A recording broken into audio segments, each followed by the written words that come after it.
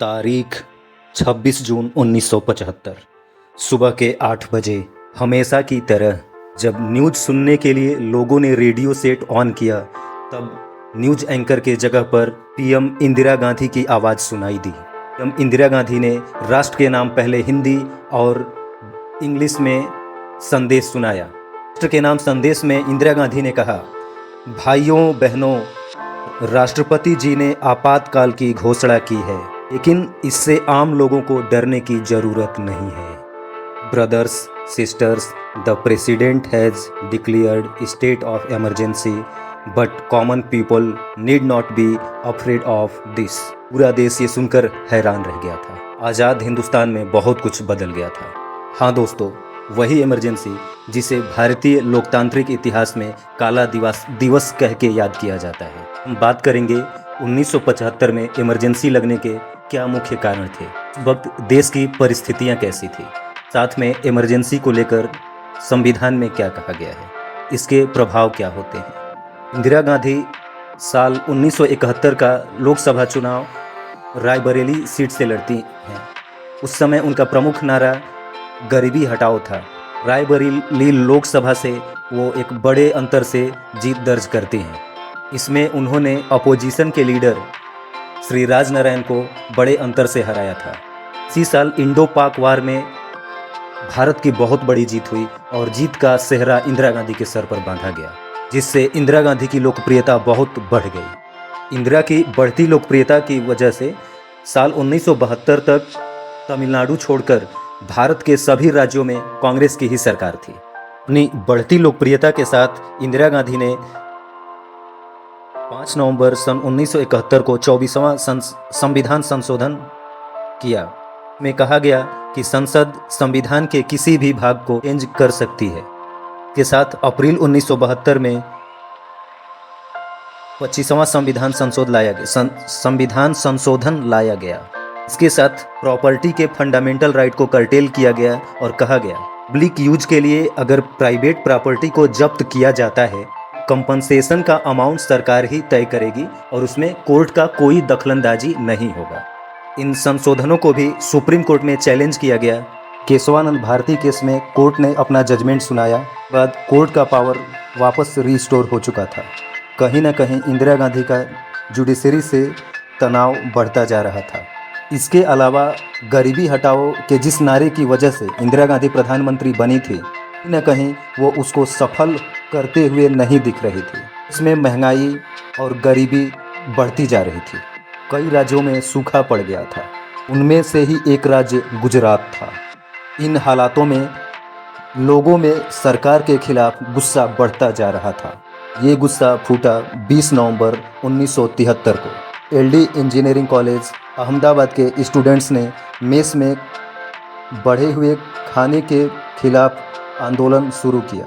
उधर बिहार में एक नारा गूंजा, गुजरात की जीत हमारी है, अब बिहार की बारी है। 18 मार्च 1974 को बिहार में स्टूडेंट्स ने प्रोटेस्ट किया। बिहार विधानसभा का घेराव किया, जिसमें पुलिस की कार्रवाई में 3 स्टूडेंट मारे गए। इस खबर की वजह से जनता में सरकार के प्रति गुस्सा और बढ़ता गया। 23 मार्च 1974 को बिहार बंद किया गया। सरकार ने आंदोलन को नियंत्रित करने के लिए बहुत सारे स्टूडेंट को कर लिया। के बाद छात्रों ने जयप्रकाश नारायण से अपना नेतृत्व करने के लिए अनुरोध किया और जयप्रकाश नारायण ने देश भर में आंदोलन की घोषणा कर दी। इस दौरान समाजवादी नेता जॉर्ज फर्नांडिस ने रेलवे हड़ताल की घोषणा कर दी। 1974 में शुरू हुआ ये आंदोलन 3 महीने तक चलता रहा।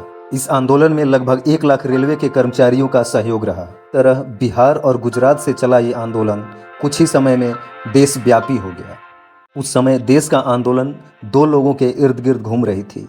एक पक्ष में थी प्राइम मिनिस्टर इंदिरा गांधी, तो दूसरे पक्ष में प्रखर स्वतंत्रता सेनानी जयप्रकाश नारायण। इस बीच कुछ ऐसा हुआ जो आग में घी डालने का काम किया। वो था इलाहाबाद उच्च न्यायालय का आदेश। आइए जानते हैं कि उस आदेश में क्या हुआ। राजनारायण के पिटीशन पर 22 जून 1975 को इलाहाबाद हाईकोर्ट के जज जगमोहन लाल सिन्हा ने इंदिरा गांधी का इलेक्शन कैंसिल कर दिया। उनके अगले 6 साल तक चुनाव लड़ने पर रोक लगा दी।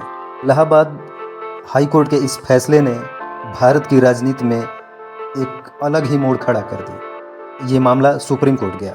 24 जून 1975 यानी कि इमरजेंसी से एक दिन पहले सुप्रीम कोर्ट के जज जस्टिस अय्यर ने अपना फैसला सुनाया। सुप्रीम कोर्ट ने इलाहाबाद हाई कोर्ट के फैसले को सही ठहराया कि इंदिरा को प्राइम मिनिस्टर बने रहने की छूट दी। लोकसभा तो जा सकती थी लेकिन वहां वोट नहीं कर सकती थी। जेपी आंदोलन धीरे धीरे पूरे देश में तेज होता जा रहा था।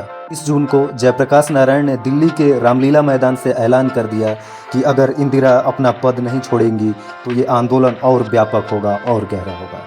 लीला मैदान में उस दिन जयप्रकाश नारायण को सुनने के लिए लगभग 5 लाख का हुजूम रामलीला मैदान आया था। के चारों ओर चेहरे ही चेहरे, भीड़ ही भीड़ थी। जयप्रकाश नारायण ने दिनकर की वो प्रसिद्ध लाइन का नारा यहीं से दिया कि सिंहासन खाली करो कि जनता आती है। इंदिरा को डर हो गया कि जयप्रकाश नारायण के आह्वान पर कहीं सेना तख्ता पलट न कर दे। देश में 25 जून की आधी रात को नेशनल इमरजेंसी लगा दी। लेकिन इन सबसे अलग इंदिरा गांधी ने इमरजेंसी के लिए जो 3 रीजन बताई, आइए देखते हैं क्या था वो 3 रीजन। ये वजह जो इंदिरा गांधी ने बताया कि देश में जयप्रकाश नारायण की आंदोलन की वजह से आंतरिक सुरक्षा और शांति खतरे में है।